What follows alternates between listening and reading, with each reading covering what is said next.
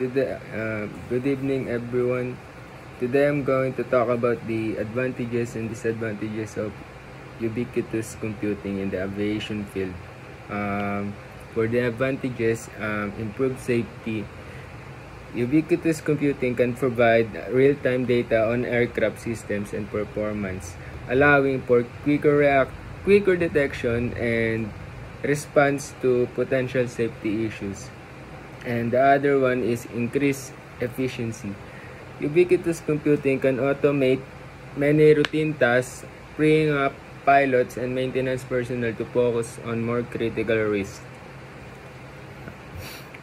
For the disadvantages of ubiquitous computing, firstly is technical issues. Ubiquitous computing relies on complex technology which can be prone to malfunctions and other technical issues.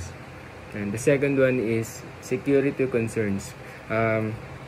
Ubiquitous computing can also raise security concerns as the integration of technology into critical systems can make them vulnerable to cyber attacks. That's it. Thank you.